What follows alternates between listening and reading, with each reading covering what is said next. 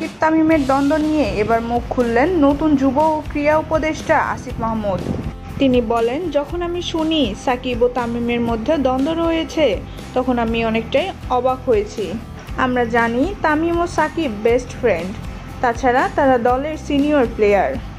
এছাড়া সাকিবের বিভিন্ন কর্মকাণ্ড আমার পছন্দ না।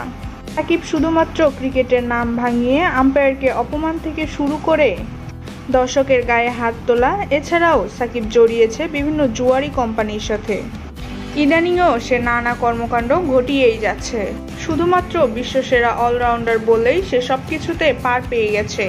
বৈষম্য বিরোধী কোটা আন্দোলনে ছাত্রদের রক্তে রাজপথ রঞ্জিত হলেও সাকিব সে সময় ছাত্রদের পক্ষে দাঁড়ায়নি। সাকিব নিঃসন্দেহে একজন ভালো ক্রিকেটার, কিন্তু সে কতটা ভালো মানুষ তা আমার জানা নেই। আমি সবচেয়ে বেশি কষ্ট পেয়েছি 2023 ওডিআই বিশ্বকাপে সে নানা অজুহাতে তামিম ইকবালকে দল থেকে বাদ দিয়েছিল।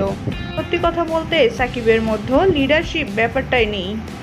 ও খেললে আমি খেলবো না, ও দলে থাকলে আমি ক্যাপ্টেন্সি করব না, এই অ্যাপ্রোচ নিয়ে টিম লিড করা যায় না। ছোটবেলায় পাড়ার ক্রিকেটেও যদি এমন কেউ করতো তাহলে তাকে আমরা আগেই বাদ দিতাম।